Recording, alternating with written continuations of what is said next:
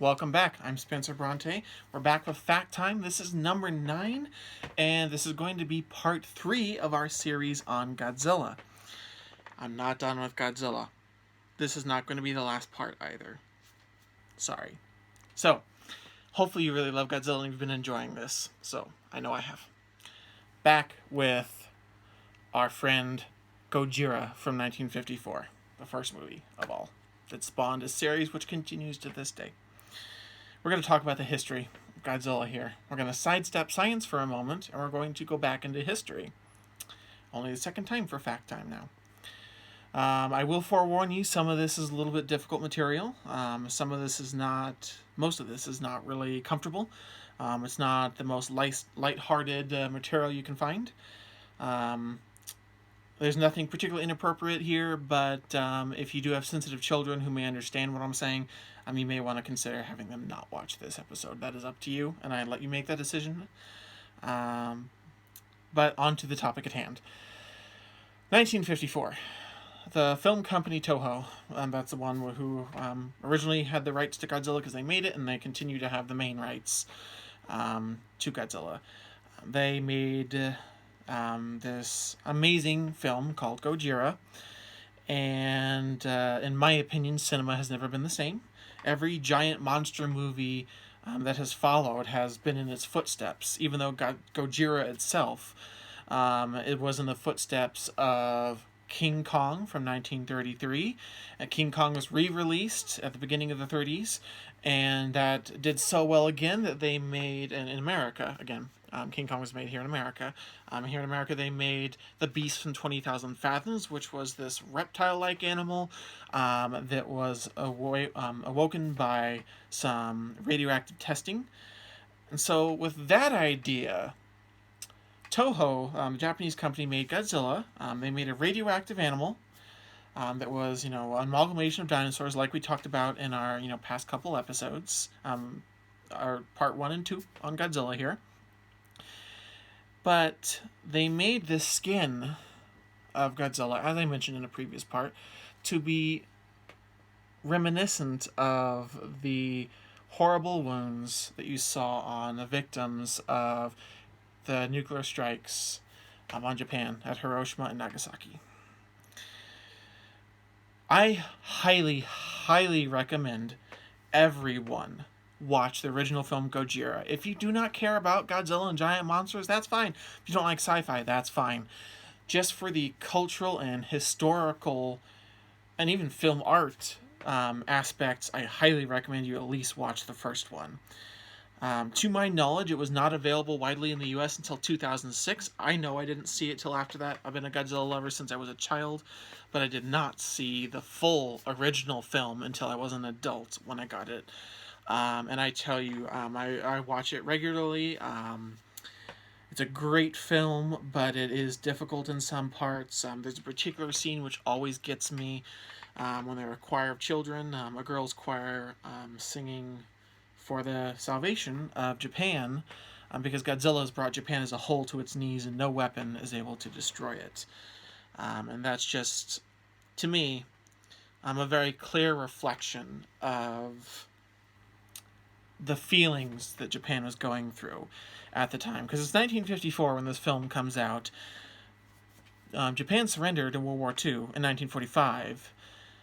The thing is, with the American occupation of Japan, there is actually some censorship.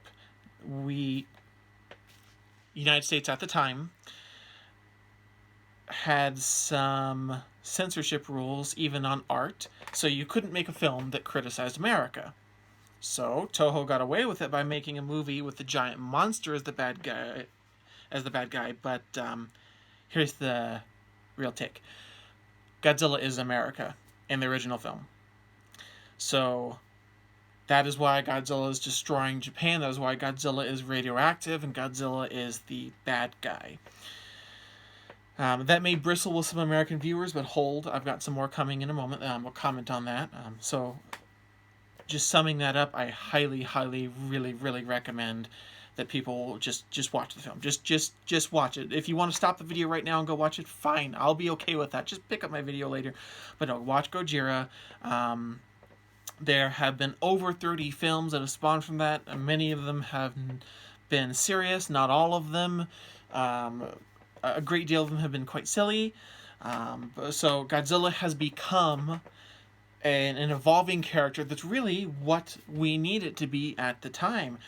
For example, the 2014 and the 2019 American Godzilla has been more like an ecological force, dealing with the issues that face our planet right now, such as global warming and those sorts of things. So Godzilla is open to interpretation depending on the film, and that's one of the things I love about it. There's often, not always, but there's often this social issue behind it. There's often this cultural or political issue behind it, or a military one similar to the original Gojira. But here's the part I promised I would touch on. As heartfelt and raw as the original film is, showing you the filmmaker's interpretation, at least, of showing you how they felt in that time, I can't help but be moved at that. But in 2001, Toho came out with another movie, and it translates to something interesting in English. Godzilla, Mothra, and King Ghidorah, Monsters All Out Attack. If that's the translation I've seen. I know there have been a few different translations. I think it's like Giant Monsters All Out Attack, I think is the exact translation, I guess. So some things are lost in translation here. But with that film, Toho understood that the original film was a little bit one-sided. It told Japan's side of the story, which is, certainly fair and valid. But they recognized, at least from their perspective, that they hadn't told the whole story. So the 2001 Godzilla film, which Godzilla fans just shortened to GMK because that's a much easier title. GMK does this thing. It pushes Godzilla into fantasy a little bit, which is very unusual. And it has Godzilla as an evil character again. And this one wipes out all the previous Godzilla films, pretends they didn't happen, and just as direct sequel to the original. So this is almost a standalone with the original. And Godzilla's indwelt. The body of this monster, Godzilla, is indwelt by the spirits of all the war dead from World War II. This is stated in the film, at least the English version. I don't speak Japanese, but I understand from what I know, the Japanese version is the same. It is stated in this film that this includes all the victims of Japan's actions in World War II. So I thought that film was a really mature comment. I know my perspective. I'm American, so that's going to be my overall perspective. But I hope you've gathered from the video that I don't see things necessarily as the standard American view. I don't want to get particularly political in my videos.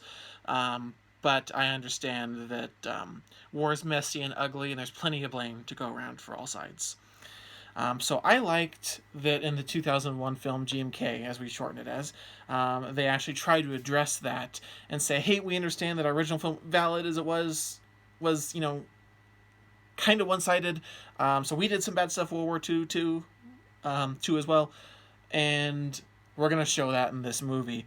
So I thought that was just fascinating, particularly from a film and art and historical view. So if you get the chance to watch that one, I recommend it. I recommend watching all of them.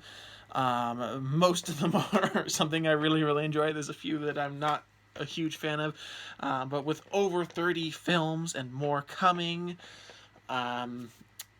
this year we're supposed to have Godzilla vs. Kong, the third in the American series that's going on right now. It may be pushed back. We don't know. It's supposed to come out in November. I hope the pandemic doesn't push things back that far. But I hope all of you, side note, stay safe and that we conquer this virus. That's more important than movies. But that all being said, Godzilla is great. If you want some lighthearted Godzilla, there's lighthearted Godzilla for you. If you want some serious sci-fi Godzilla, there's some of that. If you want some intense cheese, you got some of that. If you want some emotional tearjerker stuff, then watch the original film. There's stuff for everybody in Godzilla. And I recommend that you at least be familiar with these things, even if you choose not to watch the films. I thank you for getting through these videos. If you're here, you've obviously gotten that far. So thank you for staying with me here. Now, I will tell you, I'm not entirely done talking about Godzilla, though, so I think probably I'll have some more on the way, because there are other things that I would like to touch on. With over 30 movies, there's so many things to talk about. But thank you for bearing with me. My first series here on Fact Time. I've got 3 parts here. I'll have to decide if I want to continue with the parts right now or have another sub-series of Godzilla later. I'll see. I'd like to know your thoughts, though. Please tell me what those are. And we will see. But I know that I will be back with more Fact Time. Let me know what you like.